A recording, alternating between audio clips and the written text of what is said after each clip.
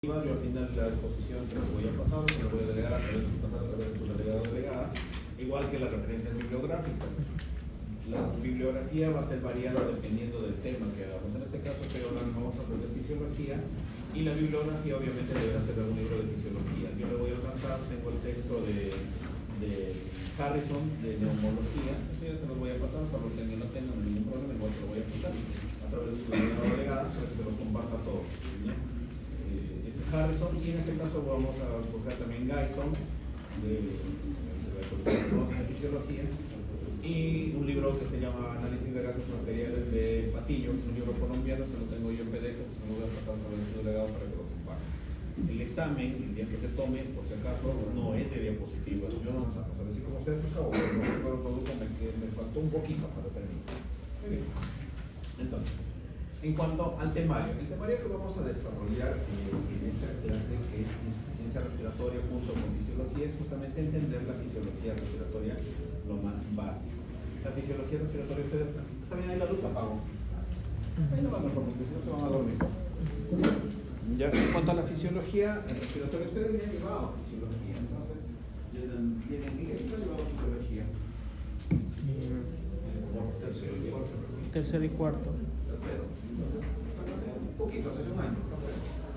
Entonces, en la fisiología ya han llevado temas de respiratorio y como tal, alguna base y recuerdo ya tienen. Lo que vamos a hacer aquí básicamente es recordar, nada más. No vamos a hacer otra cosa y vamos a procurar hacer una conversación.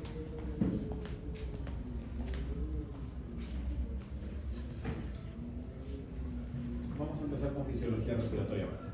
Para nosotros entender la fisiología respiratoria básica, lo que debemos hacer es primero entender la anatomía. Entonces, los componentes del aparato, de todo lo que es el intercambio gaseoso, del ingreso de oxígeno al cuerpo, etcétera, necesita primero de dos cosas. Necesito de la persona como tal para que tome el aire, obviamente, y de su gas arterial, sus gases concentrados en el aire ambiental, y necesitamos, pues, como tal, el aire. Entonces, vamos a empezar el análisis primero de la anatomía. Y en cuanto a la respiración, el aparato respiratorio, pues esta clase yo no les voy a decir, tenemos una cavidad nasal con coanas, con faringe, con... Eso no les voy a decir. Lo primero que me interesa de esta diapositiva es que se identifique cuál es el límite anatómico entre la vía aérea superior y la vía aérea inferior. ¿Cuál es el límite como tal entre vía aérea superior y vía aérea inferior? El borde inferior. Ya, eso está bien, no está bien muy bien la respuesta, pero si nos centramos en el aparato respiratorio, básicamente es la nariz. Cuerdas vocales. Cuerdas vocales hacia arriba, vía aérea superior, cuerdas vocales hacia abajo, vía aérea inferior. Cuerdas vocales hacia arriba, otorrinolaringólogo. Cuerdas vocales hacia abajo, monólogo. ¿Ya? Eso es lo primero que hay que entender.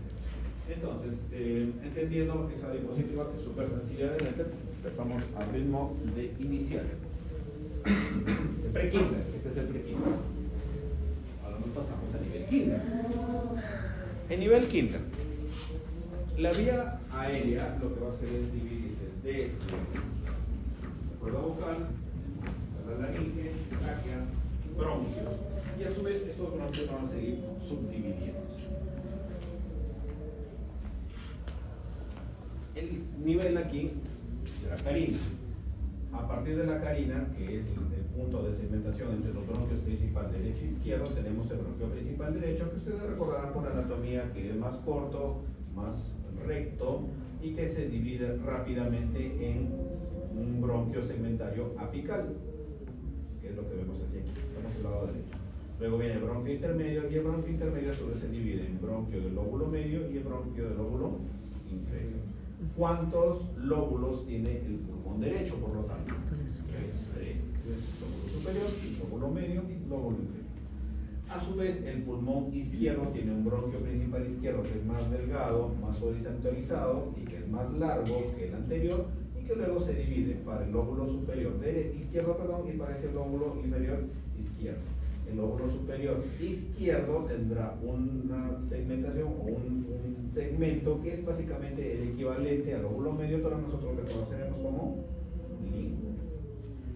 Estas segmentaciones, si se dan cuenta, el bronquio, en el caso del derecho, el bronquio apical derecho, se subdivide a su vez en tres divisiones principales. el B1, B2, B3, o que llamamos apical anterior, posterior. Significa que cuando viene la división del bronquio, llega hacia el bronquio principal derecho, se va hacia arriba al lóbulo superior derecho, inmediatamente se divide en tres ramas. Una hacia arriba, apical, otra hacia adelante, anterior, y otra hacia atrás, que es la posterior. Por lo tanto, seguimos en el nivel kinder. ¿Cuántos segmentos tiene el lóbulo superior derecho? Segmentos. Partimos del nivel pre-kinder. ¿Cuántos pulmones tenemos? Dos. Facilito. Nivel pre-kinder, casi promoción de kinder. ¿Cuántos lóbulos tiene el pulmón derecho? Tres. ¿Cuántos lóbulos tiene el pulmón izquierdo? Nivel kinder.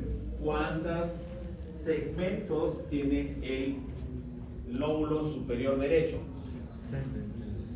Tres. ¿Cuántos segmentos tiene el lóbulo medio? Dos. ¿Están viéndolo todo acá? B4, B5. Estamos acá. ¿Qué está que hubiera en la pantalla? Acá estoy. Aquí estoy por si acaso. ¿Ya? El lóbulo medio se subdivide en dos. El anterior y posterior. B4, B5. Entonces, el lóbulo medio, si lo pudiera dividir en segmentos, ¿podrías dividir en cuántos segmentos el lóbulo medio? Dos. Y el lóbulo inferior, a su vez, se divide en 5. Entonces, estamos en nivel kinder. Lóbulo superior derecho tiene 3 segmentos, el lóbulo medio tiene 2 segmentos y el lóbulo inferior derecho tiene 5 segmentos. Eso se llama segmentación pulmonar.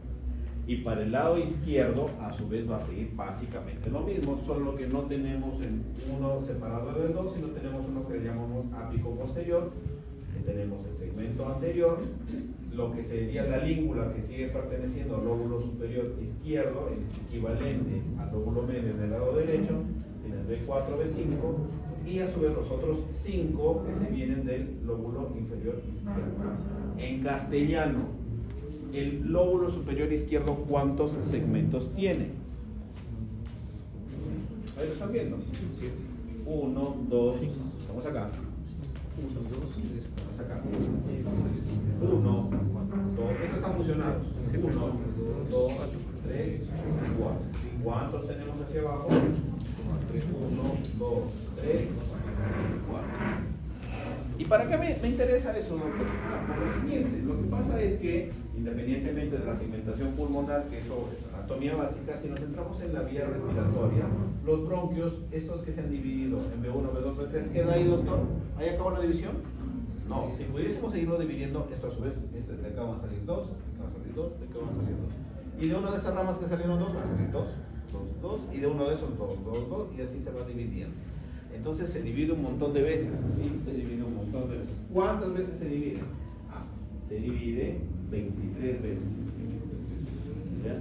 Eso nosotros lo vamos a llamar generaciones bronquiales. Los bronquios se dividen 23 veces, entendiendo como la generación 1, eso se llama generación bronquial. Como la generación 1, los bronquio principal derecho y el bronquio principal izquierdo, y así hasta llegar a los alveolares.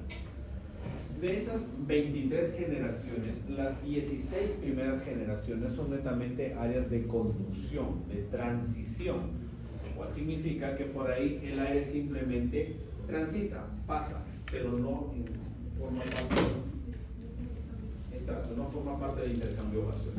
Y a partir de la generación número 17 hacia adelante, hasta la 23, empezamos ya a presentar la zona de transición, básicamente, por lo menos hasta la zona 19, y de la 20, 21, 22, 23 ya presentamos los conductos y sacos alveolares, que ya van a formar parte del intercambio gaseoso. ¿Eso tiene importancia? Sí, sí tiene importancia, lo vamos a ver más adelante. Cuando uno habla de los pulmones, ya hablamos pulmón, bronquio, los bronquios se subdividen, ¿cuántas generaciones tienen? Ya estamos hablando. Estamos en nivel quinto. Seguimos ahorita todavía en el nivel quinto. La idea es que lleguemos al nivel maestría. ¿Ya? Ahorita estamos en nivel quinto. Nivel quinto. ¿Cuántos tipos de irrigación tienen los pulmones?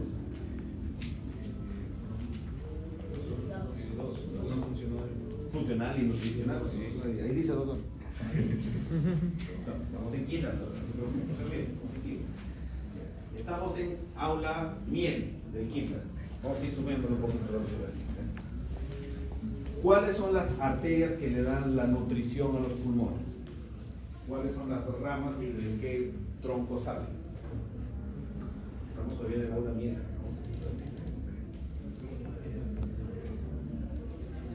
Si yo les pregunto, los pulmones, ¿qué tipo de sangre reciben? Allá. Desoxigenado. ¿Nos quieren meter algo o es compañero usted? Si es compañero, que pase de una vez porque me está haciendo disparado.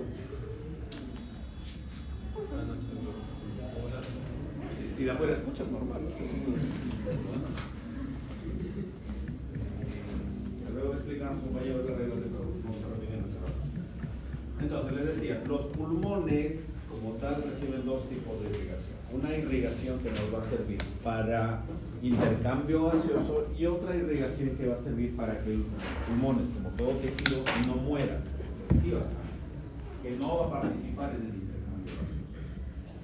Las primeras ramas, la que hablamos de la irrigación funcional, ¿cuáles son las arterias y las venas que llevan sangre a los pulmones o que forman parte del intercambio gaseoso? Pulmonares, no sé por qué escribir pulmonares. Entonces, las arterias y las venas pulmonares son aquellas que intercambian o participan en el intercambio gaseoso, pero no son las que dan la nutrición a los pulmones. El objetivo de estas arterias y venas pulmonares, ustedes ya recordarán la anatomía básica, ¿no? Que hacen su recorrido desde el ventrículo derecho, pasan como venas pulmonares, llevando sangre oxigenada, luego se dividen a derecha e izquierda, luego recogen toda la sangre desoxigenada y la llevan a través de las arterias pulmonares hasta la aurícula izquierda. Eso ustedes ya lo recordarán. Si no lo recuerdan, pasamos brevemente en clase. Ese circuito que acabo de mencionar es exactamente un circuito de intercambio gaseoso, nada más, pero no les está aportando sangre al tejido para que no muera.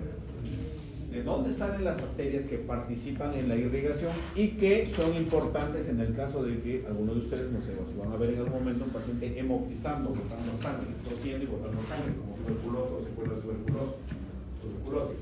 ¿De dónde sale esa sangre que botan los pacientes? Arterias bronquiales. Esa es la respuesta.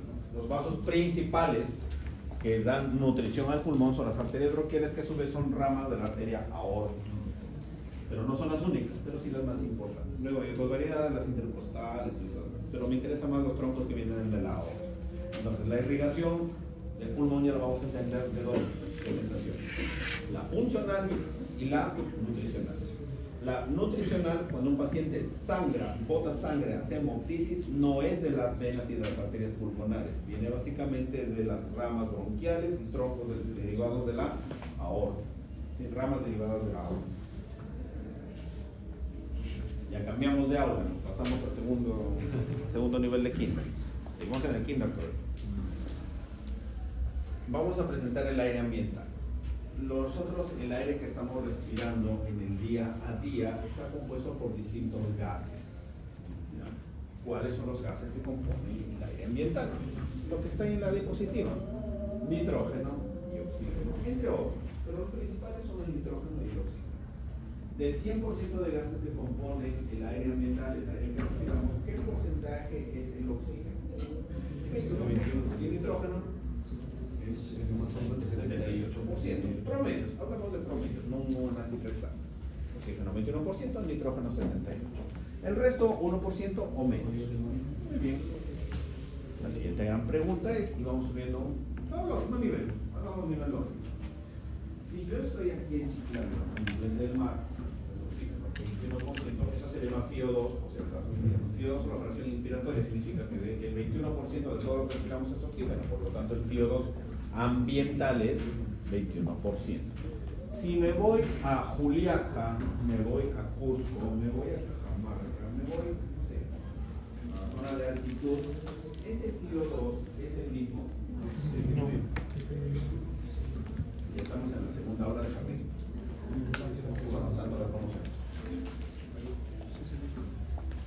Un doctor dice es el mismo, el otro dice no es el mismo.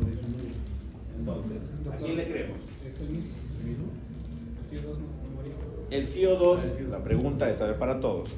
¿O nos equivocamos todos? Estamos todos en lo correcto. El FiO2, el oxígeno 21%, aquí a nivel del mar es igual aquí en Chiclayo que en Trujillo. Sí. Si es lo mismo aquí en Trujillo que en Tumbes. Sí. Y es lo mismo aquí en Tumbes que en Pichayito. Sí. ¿Por qué? Porque todos están a nivel del mar. Y si ese ejemplo me voy a, ya les dije hace un momento, son las ciudades de altitud, ese FiO2 21% es el mismo. Vamos a ponerles otra duda existencial. La columna de aire, ojo, el oxígeno va a generar una presión. Esa presión nosotros llamamos presión barométrica, otros dicen presión atmosférica. ¿Dónde hay más presión de la columna de aire? ¿A nivel del mar o en altitud? A nivel del mar, en altitud.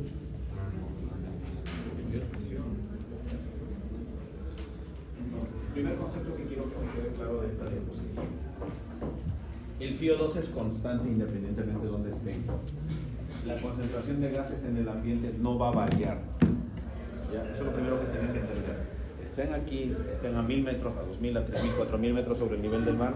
La concentración de oxígeno del FiO 21% respecto a ese 21 al nitrógeno, que es un 78%, y a los otros menos de 1%, va a seguir siendo constante, independientemente de la zona geográfica en la cual ustedes estén. ¿Cuál es la diferencia? Imaginemos momentáneamente que nuestro techo de esta aula es el nivel máximo de la atmósfera y tengo una presión en la columna de aire desde esta zona hasta acá, desde el piso. ¿Dónde voy a soportar más presión? Imaginemos que no es una columna de aire, es un peso X, una sustancia X que te van a cargar. ¿Dónde vas a cargar más peso? ¿Desde ahí hasta acá o desde esta zona hasta aquí? Si me pongo a cargar aquí o aquí abajo, ¿dónde voy a aguantar más peso? Teniendo como referencia el techo. ¿Dónde hay más peso que soportar? ¿Aquí abajo o aquí arriba? ¿Dónde aguanto más peso si me dieran a cargar algo? Si fuera la columna de aire, que imaginemos tiene un peso determinado, ¿dónde voy a aguantar más peso? Desde arriba hasta aquí. Si yo cargo desde esta zona del piso hasta el techo, o desde acá hacia arriba, ¿dónde voy a cargar más peso? Entonces me hace más dificultoso cargar desde arriba. Pongo aquí, lo pongo más. Pero no hacia abajo. Así no. Menos altura, más presión. Más altura, menos presión. En cristiano, ¿qué significa eso? Recordemos hace un momento lo que se ha dicho de la columna del oxígeno 21%. Las moléculas de oxígeno a nivel del mar están en una concentración de 21%. La diferencia es que a nivel del mar las moléculas están más cerca, están más adheridas, están juntas, más fácil de tomar porque hay mejor distribución, las moléculas están más unidas. A medida que yo voy subiendo, las moléculas siguen presentes en el mismo porcentaje, pero están más dispersas, están más separadas, por ponerles algún ejemplo. Entonces, a mí como en el caso de nosotros como aparato respiratorio, ¿dónde es más fácil que yo tome aire? ¿Dónde están más juntas o dónde están más separadas? ¿Dónde están más juntas? Entonces, ¿dónde habrá más presión? ¿Dónde están más juntas o dónde están más separadas? ¿Dónde hay más presión? ¿Dónde están más juntas o dónde están más separadas? Cuando una molécula se junta más rápido con la otra, el conjunto, la suma de todas ellas te va a mejorar la presión. Entonces, mientras más unidas estén las moléculas, habrá mayor presión. Y mayor presión hay a nivel del mar. ¿Sí? Entonces, primera conclusión. Menos altura, hablamos del nivel del mar, la presión de la columna de aire es mayor. A mayor altitud, la concentración del gas en el ambiente es la misma. Lo que varía es la distribución de sus moléculas. Y al estar distribuidas ya no tan juntas como a nivel del mar, la presión que ejercen esas moléculas va a ser menor. Y por lo tanto, que mi organismo tome aire va a ser más fácil, o el oxígeno del ambiente va a ser más fácil en altitud o a nivel del mar. Va a ser más fácil, a nivel del mar. ¿Quién no ha viajado alguna vez a la zona de altitud y les ha dado mareo, lo que llamamos el típico soroche, el mal de monje, enfermedad de monje, náusea, mareo, vómito? O han llegado Bolivia, que juega ahora las eliminatorias, ¿no? Está jugando en el alto. Nadie quiere irse a jugar al alto, ¿por qué? Porque todos terminan con oxígeno. La FiO2 sigue siendo constante, que es lo que disminuye la concentración de las moléculas en el ambiente o la adhesión. Y por lo tanto la presión baja. Más altura, menos presión. ¿Se entendió eso? Todavía estamos en nivel kinder, ¿no? Estamos subiendo.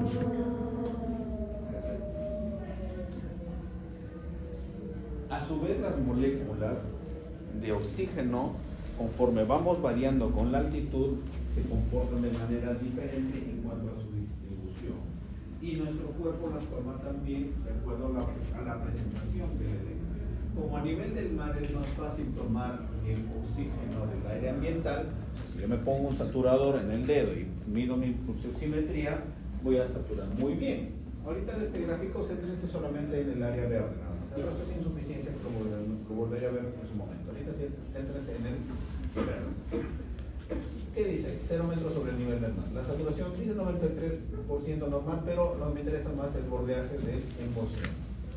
¿Y cómo va variando la saturación con el pulsoxímetro a medida que voy aumentando la altitud? ¿Aumenta, se mantiene o disminuye? El gráfico, es sencillísimo. ¿Cómo varía la saturación en función de la altitud?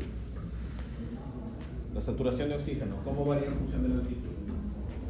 ¿A mayor altitud, mayor saturación o a mayor altitud, menos saturación? A mayor altitud, menos saturación. Quienes de ustedes en algún momento en vacaciones viajan a zona de altitud, hagan el intento de llevar un pulsoxímetro, mídanse su saturación aquí a nivel del mar y viajen a una zona de altitud y mídanse la saturación. Van a ver que varía. En mi caso, yo por ejemplo, aquí yo saturo 97-98%. Yo a Cajamarca, soy de Cajamarca. Cuando viajo a Cajamarca, mi saturación está en 91 o 92%. Estoy tranquilo. Pero ¿qué pasa si me voy a un centro de salud, un hospital en Cajamarca o en Cusco o en Juliaca? Y porque me doblé el pie, me voy y me ponen el saturador, satura 90%, póngale oxígeno, córrele y me ponen una cánula. ¿Pero por qué me ponen? No, si tu saturación está. A mí me enseñaron en la universidad que la saturación debe ser mayor del 90%. Y eso es otro pequeño detalle a nivel del mar, porque en altitud eso va a bajar. ¿Por qué? Porque la presión atmosférica, la distribución de las moléculas es menor a mayor altitud, menos presión de oxígeno. Pero la concentración, pero el FiO2 es constante. Sí. ¿Sí o no? Sí. Sí.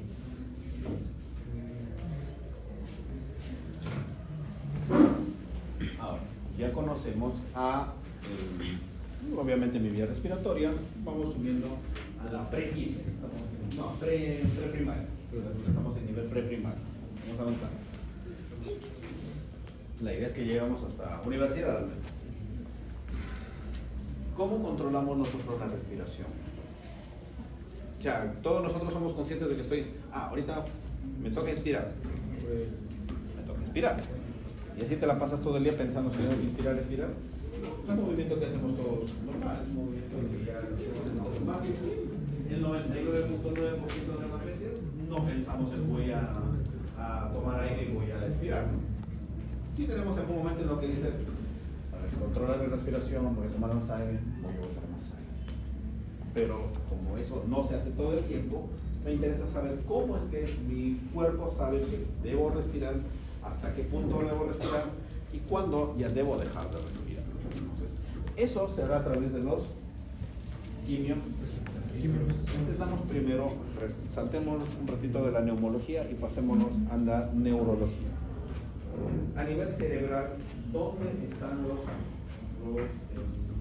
centros vitales más importantes?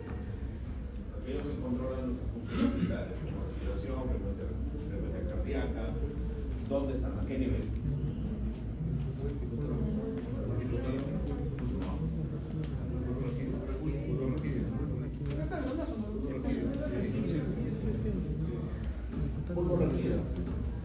El cerebro, saben que por evolución va desde adentro hacia afuera. Mientras más interior es, más primitivo es. Mientras más afuera es, más controlado es. Entonces, lo más externo que tenemos es la corteza. Y podemos nosotros controlar la frecuencia de respiración, en qué momento voy a tomar más aire, voy a tomar menos aire, pero eso no lo hacemos conscientemente. Lo inconsciente está más adentro, a nivel de bulbo raquídeo protuberante.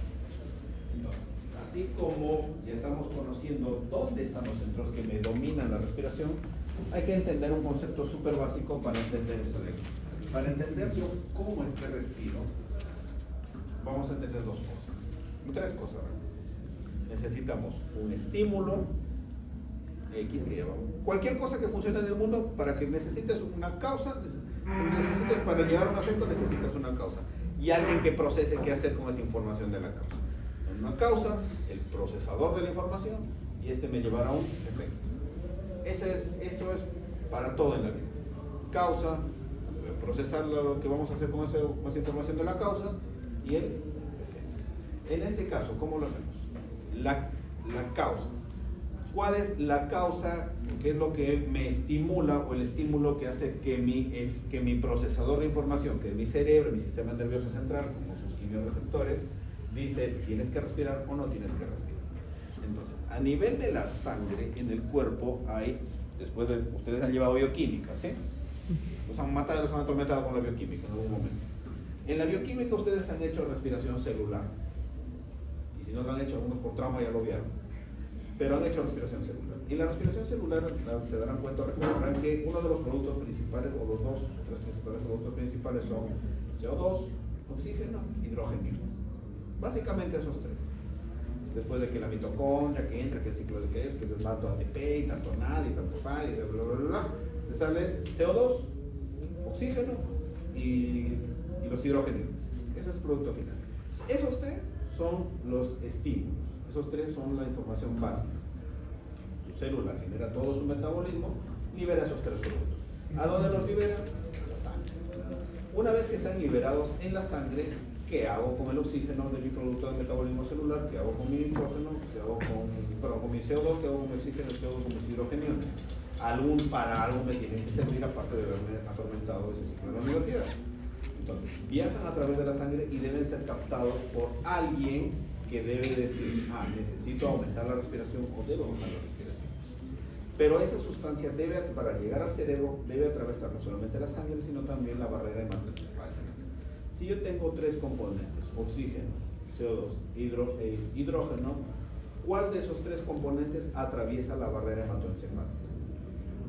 Levante la mano, ¿quién cree que el oxígeno atraviesa la barrera hematoencefálica? Levante la mano, ¿quién cree que el CO2 atraviesa la barrera hematoencefálica?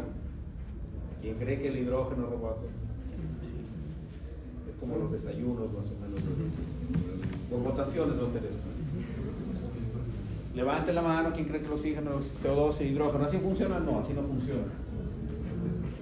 Sencillo. Las tres moléculas que están dando vueltas en la sangre después del metabolismo celular, solamente el hidrógeno atraviesa la barrera hematoencefálica. Una vez que el hidrógeno atraviesa la barrera hematoencefálica, después de unas reacciones de óxidos de anhídrido carbónico, bicarbonato, etcétera, que todo es bioquímica, y no viene el caso repetir eso, el producto final, hidrógeno, va a atravesar la barrera hematoencefálica y va a ser captado ¿por quién? Por los quimiorreceptores centrales. Ahora, dice, los quimiorreceptores centrales detectan cambios en la PCO2, pero me están diciendo que el CO2 no participa no atraviesa la barrera hematoencefálica. Sí, pero no lo capta directamente, lo hace de una manera indirecta. ¿Cómo? Sígame esta lógica que estoy siguiendo ahorita. Sígame la secuencia. Hidrogeniones liberados en la sangre. Atraviesan barrera hematoencefálica, son captados por los quimiorreceptores de bulbo raquídeo. ¿Sí? A mayor cantidad de hidrogeniones, ¿qué pasa con el pH? ¿Sube? Baja. Entonces, si aumento los hidrogeniones en líquido cefalorraquídeo provenientes de la circulación y del metabolismo celular, esos hidrogeniones al aumentar en concentración van a hacer que el pH caiga. Entonces, al identificar mis centros respiratorios, caída del pH, ¿qué es lo que dicen? No puedo dejar que caiga el pH, necesito compensarlo. ¿Con qué? Si está tendiendo a hacer un proceso que se llama acidosis, está tendiendo a la acidosis respiratoria. ¿Y cómo combates una acidosis respiratoria? Una alcalosis. Entonces, parte del procedimiento, parte del proceso respiratorio, eso se haga, pero ahorita no nos metamos mucho en eso. Quiero que me sigan la secuencia, ¿no? Cae el pH.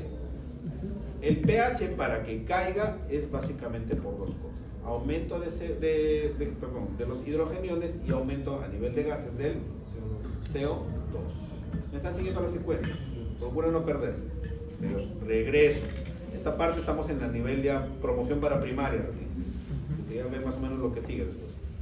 Entonces, aumenta el hidrogenión.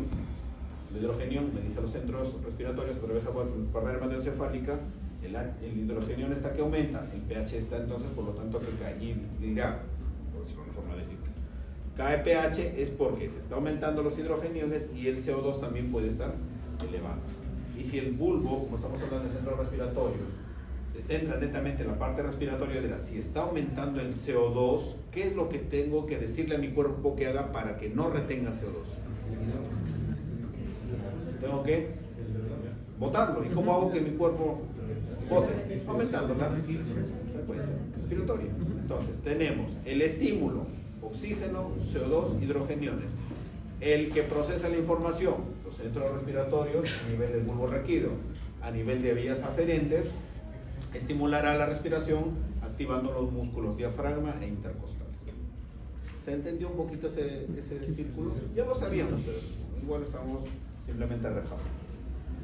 Muy bien, pero es cierto, el doctor me ha hablado de 3 sustancias, oxígeno, CO2 y el hidrogenión, que ya nos dijo a dónde se va el hidrogenión. ¿Y qué pasa con el oxígeno y el CO2? ¿Quién los capta? Es que no atraviesan la barrera hematoencefálica, no llegan a nivel central. Pero debe haber alguien en la periferia que si los capte y le avise también al sistema nervioso mediante otras vías, oye, está que aumenta esto, necesito que aumente la frecuencia respiratoria. ¿Quién? Tenemos los periféricos, cuerpo carotídeo y botón aórtico, que tienen receptores sensibles a los cambios de variación de oxígeno y variación de CO2. ¿Sí? ¿Se entiende? Entonces, resumiendo un poquito, a nivel de control de la respiración, ¿cuáles son los centros controladores de la respiración? A nivel central, bulbo, y a nivel periférico, cuerpos carotídeos y aórticos. El bulbo me responde a cambios de ¿qué? ¿De concentración a qué? De pH a través de los hidrogeniones, y de una manera indirecta me interpreta que hay aumento de CO2 y le avisa a través de vías aferentes a los músculos que impulsen el movimiento respiratorio para barrer esa concentración de CO2. Sin embargo, a nivel periférico en sangre, como el CO2 y el oxígeno no atraviesan la barrera hematoencefálica, activan los centros carotídeos y aórticos, que también generarán mediante otras vías estímulo al sistema nervioso central para impulsar la respiración. ¿Claro?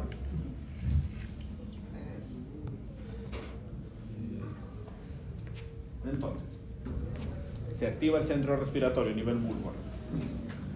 El centro respiratorio a nivel vulvar hay varios núcleos. Algunos lo llaman núcleos dorsales, ventrales, el centro amniótico. Eso sí les han mencionado en algún momento. ¿Recuerdan bien cómo funcionan cada uno de ellos? Más o menos. Lo que ustedes pueden ver aquí, en este gráfico, es básicamente los...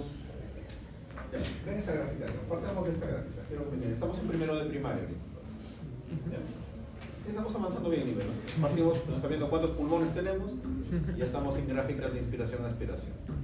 Esta gráfica, a los que tengan familiares médicos en medicina intensiva, UCI, o que entren o hayan visto una medicina de un paciente intubado en algún momento, habrán visto que hay un montón de gráficas, y si no la han entrado a ver, al menos en algunas, si hay ingresan pero habrán visto sus ventiladores y hace un montón de gráficas, que sepa Dios qué es lo que está en esas gráficas. Esas gráficas te están interpretando todo esto que estoy explicándoles, pero en cuestión pues, de valores y descripciones. Entonces, van a ver una gráficas parecidas a esta. Inspiración y es inspiración, es expiración. Paciente, nosotros lo que hacemos de manera involuntaria es tomar aire. Involuntario tomamos aire, pero no es que... A ver, te digo, toma aire. Sigue tomando aire, sigue tomando aire. Pero sigue tomando aire. ¿Qué haces? Ya no puedo, porque por más que quieras, ya llegaste a un tope. O sea, tomas aire. Imagínate qué pasaría, cómo sería nuestra anatomía si pudiéramos tomar aire hasta el infinito. ¿Cómo estaría nuestro pecho? Pareceríamos unos palomos, ¿no? Tomarías aire pues hasta el infinito, pero ¿qué es lo que le dice a tu cuerpo? Ya no sigas tomando aire, o sea, tomas aire y de manera involuntaria, aunque quieras, ya no jalas más y solito ya regresas. Hay algo en tu sistema nervioso que está activando eso de inspiración, punto, fin de la inspiración, inicio de inspiración, fin de la inspiración, pasemos a la expiración. Esos centros se encuentran aquí, a nivel vulvar. El primer centro, el llamado grupo dorsal, que está a nivel del bulbo raquídeo, lo que hace este conjunto de neuronas es activar, reaccionar a la inspiración. ¿A qué se activan? Se activan ante lo que ya hemos hablado hace un momento, caída de pH, elevación de CO2, activación del centro respiratorio. Este es el que te dice, el grupo dorsal, el bulbo, es lo que le avisa a tu cuerpo, empieza a respirar. Porque si no respiras, empieza a retener CO2 y vas a entrar en un proceso de acidosis. Activamos el grupo dorsal del bulbo raquídeo. Se activa mediante vías aferentes, estimula los músculos respiratorios, principalmente diafragma e intercostales externos, y se dispara el proceso de inspiración. Hacemos esto. Estamos en esta curva. Sigue tomando aire. Ya no puedo, ya llegué al final. O sea, ¿qué fue lo que le dijo? Basta, stop, para. Ahí viene a nivel más arriba. Sí, puente. ¿Sí? Tenemos el llamado centro apneústico. Apneústico viene de apnea. Apnea es falta de respiración. Entonces, se activan primero las células del grupo dorsal de bulbo ante los cambios de pH y CO2. Activan el proceso de inspiración con activación neurológica, vía simpática y parasimpática del músculo diafragma y de los músculos intercostales. Se dispara el proceso de inspiración y cuando ya llega a un tope definido, se activan las células del centro apneústico. ¿Qué es lo que hacen? Es inhibir el proceso de inspiración, lo detienen y luego viene el proceso de inspiración. Nuevamente cambios de CO2, pero cambios de hidrogeniones pH y CO2 a nivel central. Otra vez se activa el grupo dorsal. Cuando llegas a tu punto, se activa el centro apneústico, paramos de respirar y entramos a expiración. Y entonces, doctor, ¿cuáles son el mecanismo que activa la expiración? Ninguno, porque la inspiración es un proceso activo, la expiración es un proceso pasivo. Es básicamente un... ¿Se entendió hasta ahí? Más o menos, estoy en nivel primero de primaria todavía. Si no quedó claro, avísenme para repetirlo. Los veo con algunos con caras más dudas que de ustedes. ¿Se entendió? ¿Se entendió, doctora? Bueno, sí. Le creo a la doctora. Y si no se entendió, corramos a los libros. Y si no corramos a los libros, no, doctor, porque ahorita todo es digitalizado, no se puede ver el libro. Corramos a los PDF. Si no, los PDF, ChatGPT. La idea es que se entienda. Si no, TikTok. Mecánica ventilatoria. Entonces, estamos siguiendo la secuencia. Ya se activaron los centros respiratorios y hablamos que hay dos movimientos. Regresamos al pre-kinder. Pre-kinder. ¿Cuántos son los movimientos de la respiración? Dos. Inspiración y expiración. Entonces, del primero de primaria ya va a regresar al pre-kinder. Muy bien. La inspiración. Es una fase activa muscular, que dice el texto, fase activa muscular en la que se produce la entrada de aire desde el medio ambiente externo hacia el interior pulmonar. ¿Por qué se da el ingreso de aire desde el ambiente hasta la caja torácica? ¿Por qué no es de caja torácica hacia afuera? ¿Qué es lo que determina? La diferencia de presiones. Diferencia de presiones, así de simple. Es que luego ya vamos a mencionarlo mediante distintas gráficos que voy a mencionar. Pero es facilito. Diferencia de gradiente de presión, de donde hay más a donde hay menos. Así de simple. Igual cuando yo expiro, en algún momento mi presión de la caja torácica va a ser mayor que la presión ambiental y por eso va a salir. Eso no hay mucha vuelta que dar. Lo que sí me interesa aquí es la expiración. La expiración es una fase pasiva. Regresamos al primero del primario. La expiración es una fase pasiva, sin actividad muscular, es decir, no tengo que forzar ni activar ningún músculo. Es básicamente un ejemplo de liga. Haces fuerza y una vez que lo sueltas, se regresa. No necesitas hacer ninguna fuerza adicional. Es una acción-reacción. La inspiración es una reacción a toda la actividad inspiratoria con lo que hemos mencionado hace un momento. Dice aquí, ¿cuántas veces respiramos en un minuto? Los libros, los textos, los PDFs te dicen en su gran mayoría de 12 a 16 respiraciones por minuto. Eso es lo que ustedes cuando les preguntan en su historia clínica, en su examen físico, ¿cuántas respiraciones, frecuencia respiratoria de tu paciente? Y lo que toditos han hecho en algún momento y todavía hacemos, ni lo viste a tu paciente, más o menos respira 20 por minuto. ¿Estás seguro? Sí, 20 por minuto. ¿Qué significa? Que 20 veces ha hecho ese momento de inspiración y expiración. 20 veces ha repetido ese microciclo. Si queremos calcular en 60 segundos, más o menos la duración de cada ciclo de inspiración y expiración, este gráfico de acá, ¿cuánto tiempo me dura esto de aquí? En este texto. Dice, si tomamos en cuenta un promedio de 15 respiraciones por minuto, por minuto, perdón, por minuto, no, por ciclo, 15 respiraciones. No, en un minuto que trae 60 segundos, respiras 15 veces. ¿Cuánto dura cada ciclo de inspiración-expiración? El ciclo, el minuto tiene 60 segundos. Dice el texto, son 15 ciclos de inspiración-expiración que estás haciendo. En 60 segundos, ¿cuánto dura promedio cada ciclo de inspiración-expiración? 4 segundos. 60 segundos, entre 15 que hago, 15 veces inspiración-expiración. Cada ciclo de inspiración y expiración me dura promedio 4 segundos. O sea, eso es más o menos eso de... Hago esto sin querer, sin pensarlo, eso me toma promedio 4 segundos. Ahora, la pregunta, ¿para qué me está explicando? Me hace decir eso. Por lo siguiente. ¿Cuál es la relación de esos 4 segundos entre inspiración y expiración? ¿Cuánto tiempo dura? ¿Qué dura más, la inspiración o dura más la expiración? ¿O duran igual? Levante la mano quien dice la inspiración dura más. 1, 2, 3. ¿Quién dice que la expiración dura más?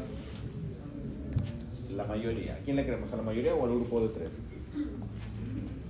Quien no sabe no opina, otro grupo. Entonces, pero fácil, pero no existe escrito. En este tiempo no se distribuye equitativamente entre las dos fases. 1 segundo de inspiración, 2.5 de expiración. ¿Por qué la expiración dura más que la inspiración? Es la gran pregunta. ¿Por qué la expiración dura más que la inspiración? Doctor, ¿no debería durar más la inspiración porque se supone que tengo que tomar más oxígeno? ¿Por qué me dura más la expiración que la inspiración? ¿Por qué? Porque tenemos apoyo de los músculos. Ya, una opción. Perdón, ya, es una opción. Por aquí. ¿Por qué debería durarme más la inspiración porque tengo que tomar más oxígeno del ambiente, pero ¿por qué dura fisiológicamente más la expiración? Por una simple y sencilla razón. ¿Qué es lo que hacemos al expirar? ¿Qué es lo que procuramos eliminar? CO2. Si tu inspiración dura igual que la expiración, no le das tiempo a tu cuerpo para eliminar el CO2. Entonces, la expiración dura más con el objetivo de eliminar el CO2 del cuerpo. Tomas el oxígeno necesario para tu cuerpo en un ciclo de aproximadamente 1.5 segundos y en los 2.5 segundos después botas el CO2. ¿Qué pasa si es que, por ejemplo, cuando les llega a fin de ciclo y tienen que entregarle sus promedios? ¿Quién de ustedes respira tranquilo? Qué bueno, vamos a ver mis notas. 1 o 2 personas, o 3 o 5 o 10. Pero el resto, ¿cómo están? ¿No están así? O al menos cuando ya tienes que llegar a tu casa, bueno, vamos a entrar a ver tu reporte de notas de este ciclo, ¿cómo te ha ido? Y empieza. Y se desmaya. Ojo, no es burla, uno se desmaya. ¿Por qué se desmaya? ¿O porque siento que me mareo, cógeme que me caigo? ¿No les ha pasado o han visto? ¿Por qué? Porque, ¿qué estás haciendo? No, ¿qué decimos? Estás hiperventilando. ¿Por qué hiperventilas? ¿Y por qué te desmayas? ¿Por qué te mareas? Porque estás acumulando CO2. Entonces, estás hiperventilando porque te mareas y no es que, uy, se desmayó, tómale foto de los hijos en la red. Aparte de, ¿por qué te desmayaste? Porque estás acumulando una cantidad de CO2 que tu cuerpo ya no tolera. Porque tu relación inspiración-expiración se acortó. Se hizo 1-1 y no puede ser nunca 1-1. 1-1 significa que dure exactamente lo mismo. La relación inspiración-expiración siempre es 1-2. Donde 2 significa que es el doble del tiempo que me tomó inspirar. Ejemplo, pacientes que están intubados en las unidades de cuidados intensivos. Todo esto que les estoy diciendo es básicamente el fundamento sencillito para el manejo de ventiladores mecánicos. Un paciente que está intubado en la UCI, a los que han visto algún paciente o en algún momento van a ver o conocen algún caso, sabrán que el ventilador mecánico lo que hace es básicamente hacer que la persona respira por la persona, porque la persona está completamente sedada, no tiene nada de esos estímulos que estamos hablando. Y por lo tanto, si yo estoy diciéndoles, el ciclo de la respiración de la persona promedio es de 12 a 16 o un 15 promedio, la máquina, el intensivista o el anestesiólogo programa en la máquina frecuencia respiratoria, le voy a hacer que respire 15 veces en un minuto. Y también dentro de los parámetros dice IE, así dice IE, inspiración, expiración, donde el intensivista le programará 1 a 2, 1 a 2.1, 1 a 2.4. Si en algún momento ustedes ven eso, ya saben a qué se refiere. Esta que les habla de la relación entre la inspiración y la expiración. Imagínense que tienen, por ahí se cruzan con alguien que, algún R1, supongamos, o algún interno, y que están haciendo sus prácticas y le dicen, mi paciente está intubado, pero está el CO2 que se le eleva, mi paciente está con el CO2 muy alto, pero ya le modifiqué los parámetros y sigue con el CO2 alto. Y por ahí ustedes dicen, pero estoy viendo que tu relación IE es 1-1. ¿Es correcto? Inspiración y expiración, es 1-1. Y está que retiene CO2. ¿Tiene lógica que esté reteniendo CO2 con esa relación 1-1? Sí tiene lógica, porque estás haciendo que la expiración me dure lo mismo que la inspiración. Y el objetivo de la expiración es eliminar CO2. Entonces, ¿qué te parece, o qué le parece, doctora, si modifica el tiempo expiratorio en su ventilador y que dure el doble o hace el triple, que prolonguemos más la expiración? Y lo hacen, modifica sus parámetros y se normaliza el CO2. Tu paciente empieza a recuperar. Esa es la aplicación de esto que les estoy diciendo. ¿Se entiende un poquito más? Sí. Entonces, ya estamos en segundo de primaria. Ahorita estamos en segundo de primaria. Sí, me han entendido, estamos en primero de primaria y el objetivo es que al final de la clase estemos ya en universidad. ¿Sí? Ya si se perdieron, me avisan. ¿Ya? Es un decir, no es un término. Lo vamos a resumir un poquito menos. Si me sale un gallo, me disculpan, porque estaba hablando hace 2 horas. Me disculpan. Entonces, ya hablamos cuáles son los estímulos: CO2, oxígeno, hidrogeniones. Ya hablamos de los centros periféricos y centrales que reaccionan a la variación de estas moléculas y que a través de vías aferentes, efectoras, de vías efectoras, nerviosas, simpáticas y parasimpáticas, me van a activar la musculatura principal, que es el diafragma, y la musculatura accesoria, que son los intercostales, en el proceso de expiración, ¿verdad? Expiración, ¿verdad? No, en la inspiración, porque la expiración es un proceso activo. La expiración es un proceso activo. En América toda esa cascada de reacciones, básicamente es una acción-reacción, nada más. Pero aparte que el diafragma y los músculos se tienden a contraer o dilatar más adelante, o estirar o menos elongar para facilitar la expansión de la caja torácica, el pulmón de por sí también tiene una distensibilidad a través del mismo tejido, y esa reacción responde a la activación del sistema nervioso simpático y parasimpático. Esa distensión del pulmón nosotros la conocemos como compliance pulmonar. Entonces, si queremos ya en términos un poquito más complejos, diremos que la respiración es una suma de activación de músculos respiratorios, vías neurológicas en respuesta a la concentración de CO2, hidrogeniones y oxígenos por vías centrales y periféricas, y a su vez es un cambio en la distensión y en la presión de la compliance pulmonar. ¿Se entendió eso? Ajá, me miraron con una cara de ¿qué? Lo que les acabo de decir es el resumen de todo lo que estamos diciendo hace rato. ¿Qué es la respiración? Es la suma de inspiración y expiración. ¿Ya? ¿Arrancamos bonito? Sí. Ya, arrancamos bonito. De donde el movimiento principal es la inspiración. La inspiración está dada por factores, respuestas neurológicas secundarias a la concentración de CO2, oxígeno e hidrogeniones.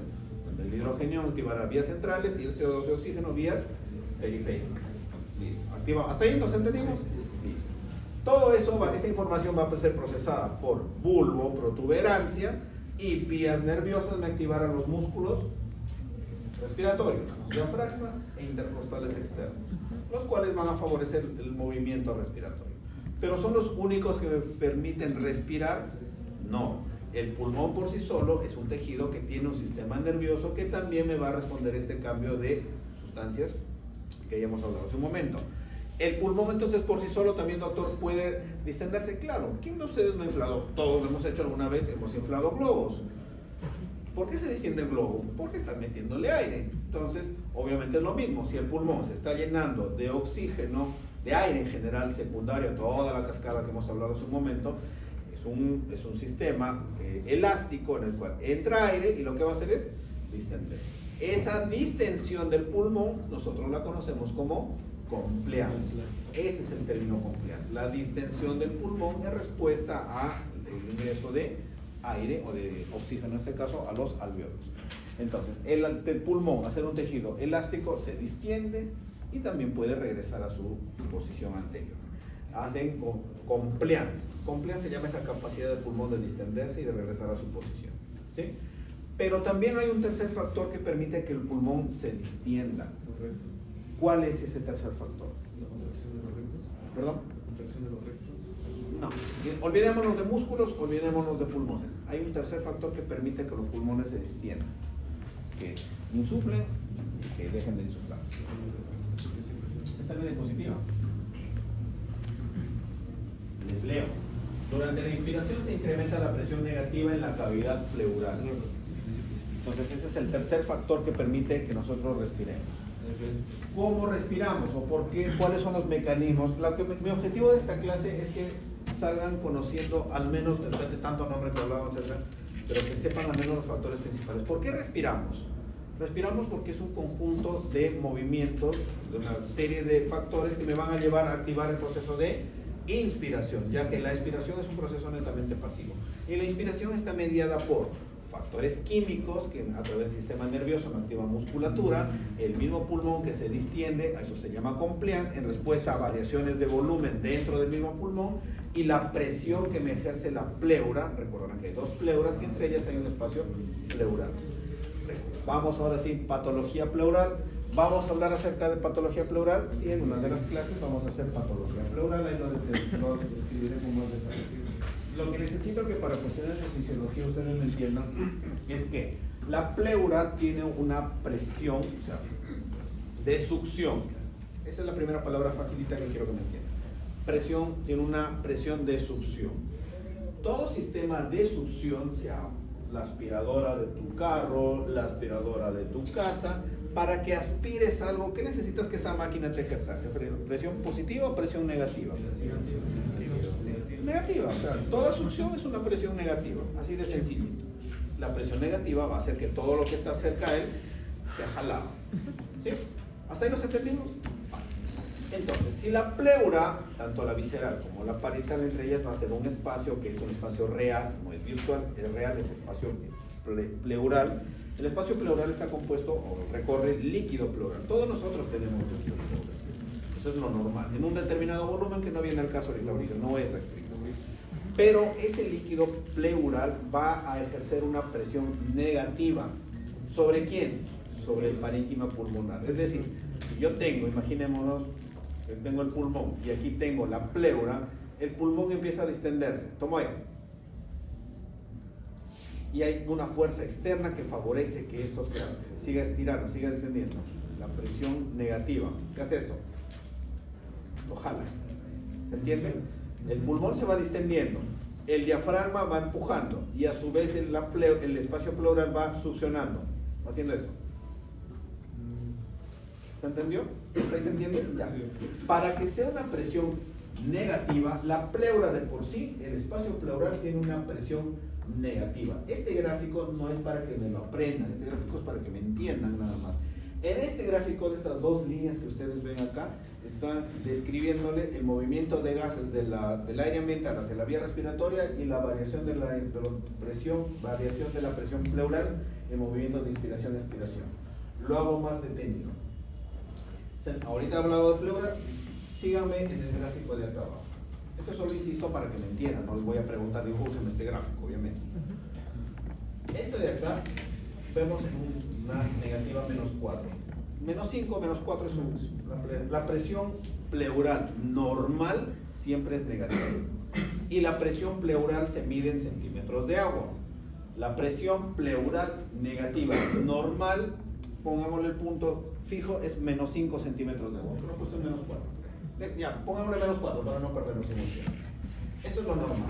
Estamos en inspiración. ¿Qué hemos dicho? Que durante la inspiración los pulmones se llenan de aire. Entonces se va llenando de aire. Y la succión tiene que ser más fuerte o menos fuerte para que siga insuflando. Más fuerte. La succión tiene que ser más fuerte o menos fuerte para que aumente la distensión. Más fuerte. Por acá, por acá. Más fuerte. Y para que sea más fuerte la succión, ¿qué haces? ¿Le aumentas la presión? O sea, ¿haces más positiva o la haces más negativa? Más negativa. Más negativa. Por lo tanto, durante la expiración, la presión en la pleura cae hasta menos 7 centímetros de agua. Y para que bote el aire, que es un proceso ya pasivo, por simplemente efecto de regresión, vuelve a su valor normal, que sigue siendo negativo. Doctor, ¿hay alguna circunstancia en la cual la presión de la pleura deje de ser negativa y pase a ser positiva? Sí, pero esas son patologías, por ejemplo, derrame pleural, neumotórax, tumores de pleura, etc. Ya en su momento en patología pleural lo veremos. Lo que necesito que sepan es que la presión pleural siempre es negativa, y mientras más negativa sea, mejora la insuflación pulmonar y por lo tanto favorece el movimiento de inspiración. Este es solamente la línea de acá abajo. Vamos a la línea de arriba. ¿Qué significa ese punto cero? Lo que me mencionaron hace un momento, para que entre el aire del ambiente hacia mis alveolos debe haber una diferencia de presión. Para no hacernos bolas que arriba es 760 milímetros de mercurio y acá caerá hasta 758, etc., tomemos el punto cero como el equilibrio entre la presión de la caja torácica a nivel alveolar y la presión del aire ambiente. Si las dos presiones son iguales, diremos que su promedio es cero. Entonces, cuando la diferencia sea cero, ¿va a haber movimiento de aire? No, porque están equilibrados. ¿Qué pasa si yo le sumo un puntito a nivel ambiente? Hago más uno, que la supere en un punto. ¿Va a haber movimiento? Sí. Diferencia de Diferencia de presión. Muy bien.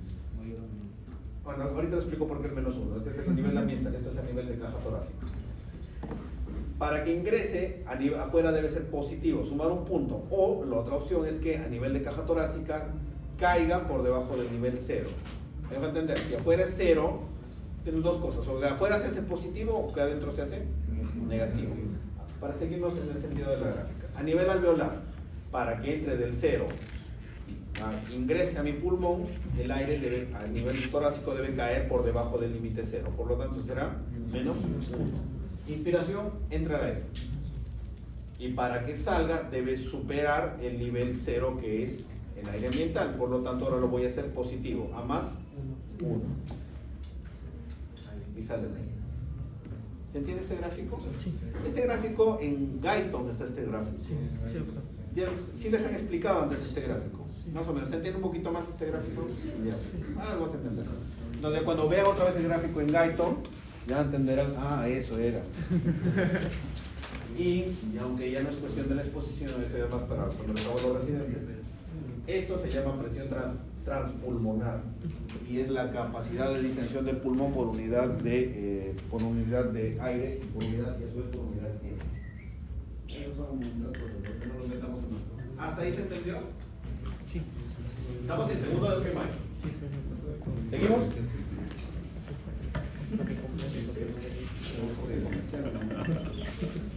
¿Y ya son las 8? No avanzo. Me quedé solo en esto, que es lo virtual. ¿Que no vamos en la mitad? No, vamos en la tercera parte. No, pero les soy sincero, el ciclo pasado,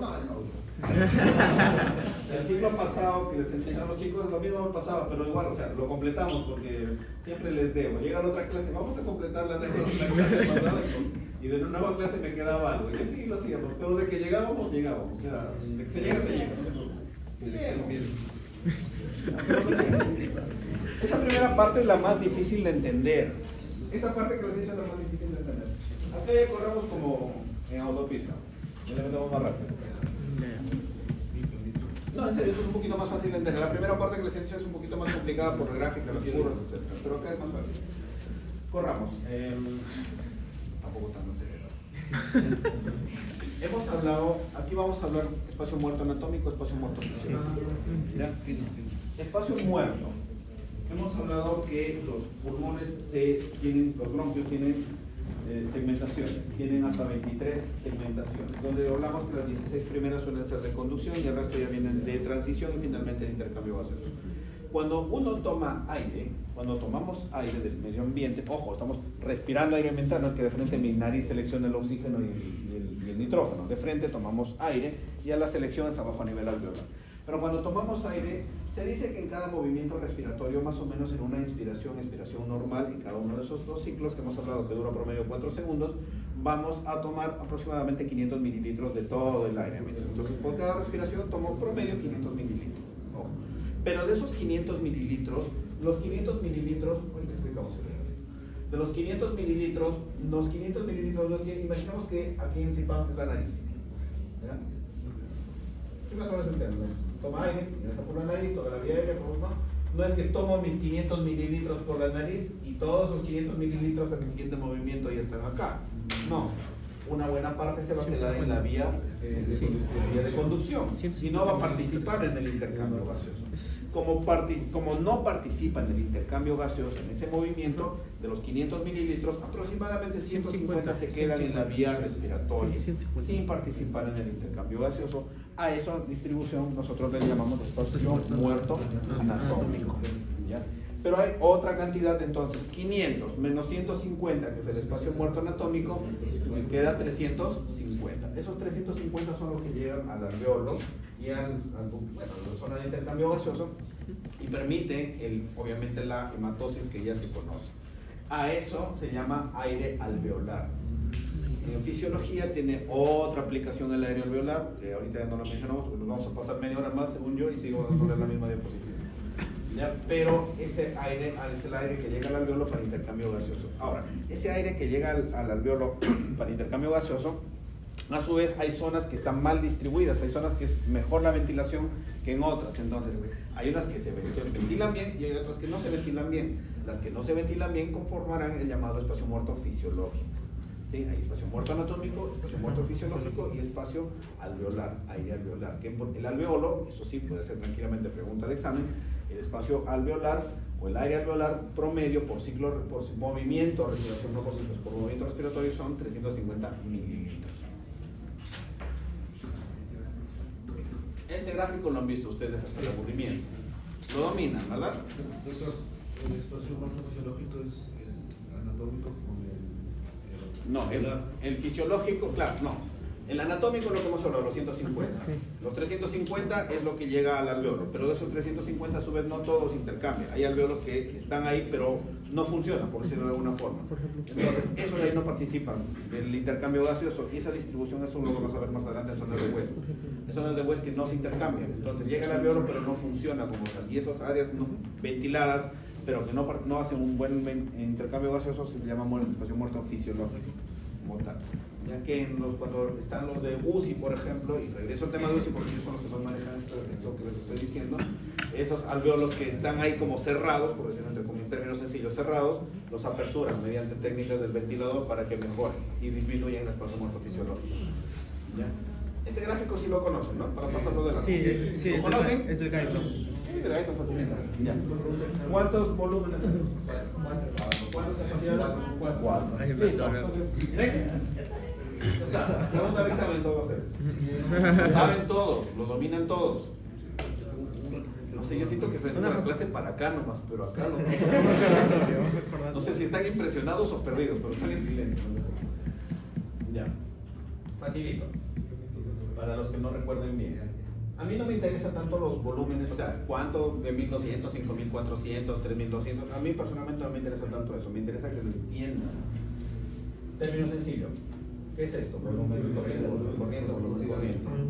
Los veo a los de atrás que están que bostezan, que ya se duermen. ¿Qué es lo que haces antes de querer dormirte? Bostezas. ¿Y para qué bosteces qué haces?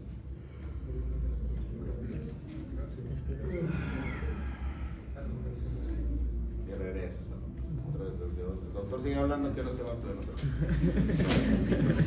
Luego aire y sigue el mismo ciclo. Entonces, ¿qué has hecho en ese movimiento de aburrimiento? Volumen tidal, sabes que tu pulmón tiene una reserva inspiratoria, volumen de reserva inspiratoria, acá por si acaso lo corrigen, el gráfico está mal, es volumen de reserva expiratoria, está mal, me di cuenta cuando yo lo veo. Y luego botas el aire, la expiración y regresas. ¿Por qué tu pulmón no colapsa? Porque tiene una reserva que se llama volumen. La suma de los volúmenes, los 4 volúmenes en distinta composición nos va a dar las capacidades. Más esto de acá no lo detallo mucho más porque cuando hagamos ASMELPO en espirometría vamos a ver esto de acá, lo voy a repetir. ¿Ya? Ya. Ventilación, perfusión. Sí. Entonces Puro que no he secundaria. sentido el tiempo. Entonces secundaria. Estamos en nivel cuarto de primaria.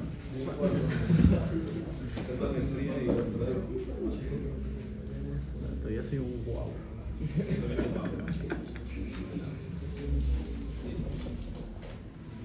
En cuanto a la ventilación, perfusión, esto se corre más porque esto es de fisiología que ustedes han visto, ya no hay mucho que darle vuelta acá. Recordarán pues que la ventilación, perfusión es justamente lo que hemos hablado hace un momento, ¿no? El gas, ya que antes era el 21% para el ambiente, una vez que llega al alveolo, ya deja de ser 21%, porque acá hay nitrógeno y hay oxígeno. Entonces, el oxígeno sí participa en el intercambio gaseoso junto con CO2, pero el nitrógeno no. La pregunta es, y esto es pregunta para todos, quien me sepa la respuesta, nos la dice sin ningún miedo. ¿Qué pasa con el nitrógeno una vez que llega al alveolo?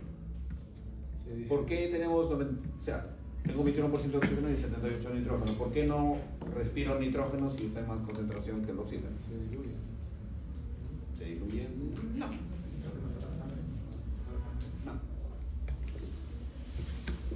Es un gas inmóvil que no. Es un gas inerte. Inerte. Ya.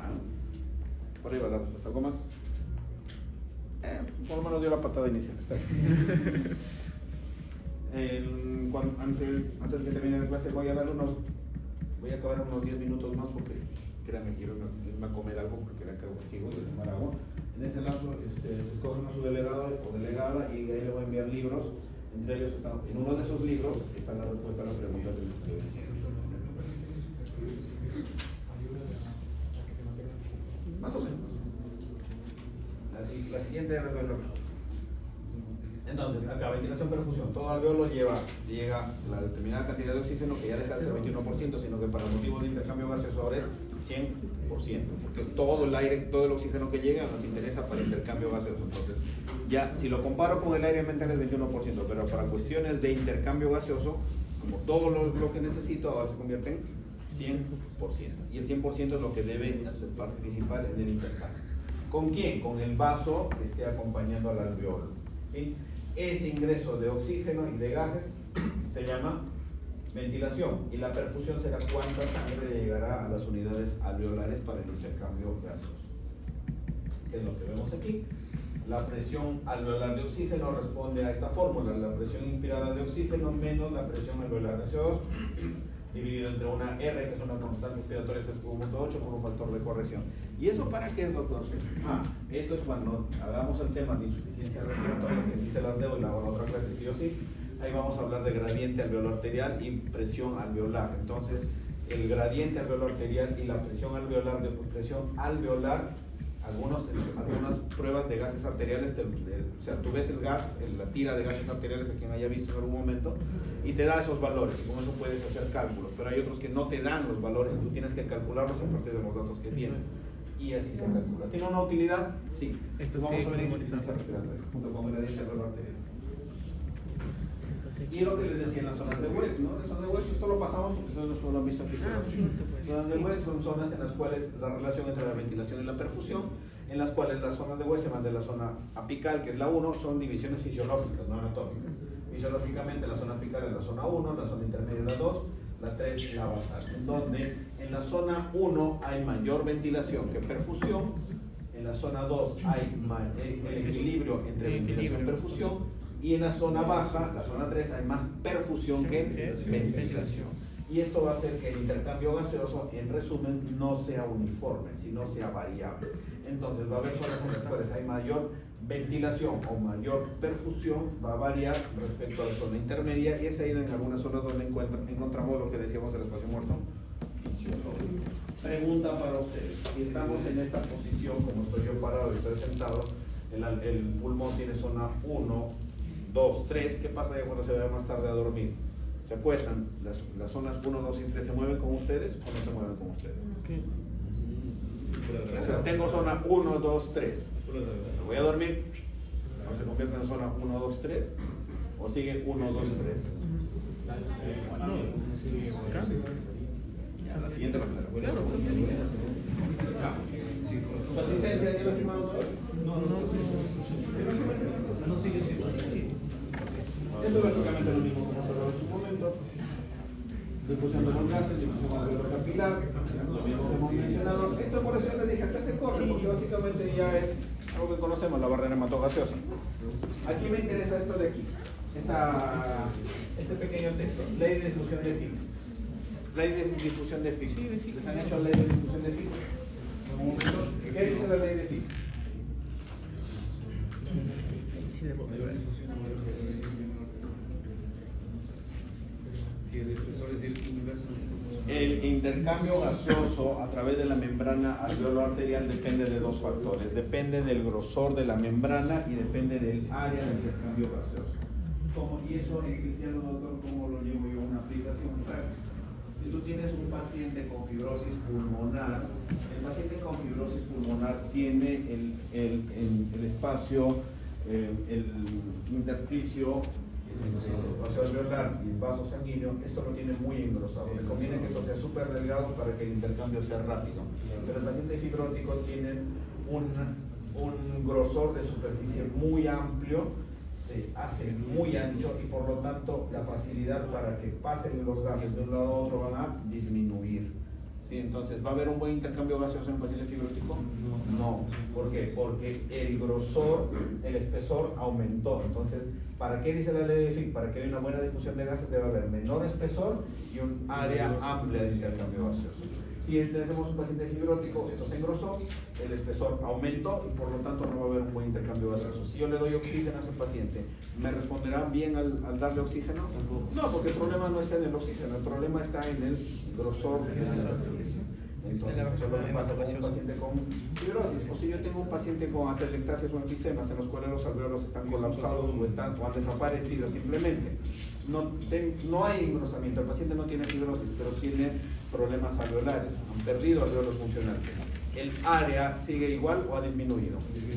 El área de alveolos funcionales disminuye, por lo tanto, si tengo un buen grosor, pero tengo poca área de intercambio gaseoso, ¿va a haber un buen intercambio? No, vamos a caer en insuficiencia respiratoria. A eso se refiere la ley. ¿Ya? Atelectasias, Mayor superficie y menor espesor. enfisemas, fibrosis pulmonar. Y eso es todo lo que les acabo de mencionar, está en ese gráfico, en esas letras. Solo que ahí es horrible leerlo y otra cosa es decir. Ya, eso lo leo. Bueno, acá básicamente el glóbulos rojos son los transportadores de sangre, bla bla bla, bla bla bla. Curva de disociación de tipo la siguiente, porque esto me va a tirar por lo menos unos 15 a 20 minutos. Caracteres igualados. 8 y 12. Disculparán que descanse mi garganta porque acá tenemos que repetir la clase. ¿Dudas, preguntas hasta acá? De acá nos sigue el tema de insuficiencia respiratoria. Esto sí lo hago en la siguiente. Lo voy a tomar más junto con disociación de hemoglobina. Hasta ahí todo claro, más o menos claro. Nos hemos quedado en quinta de primaria. Sí. ¿Dudas, preguntas esenciales? Doctor, el examen es de insuficiencia, o sea, de fisiología como tal, no. ¿No? ¿Quién dice que no? Ah, ya. ¿Viene lo que quiere? Sí, por la no estoy hablando. Su asistencia y de una vez decidan por favor quién va a ser su delegado o delegado.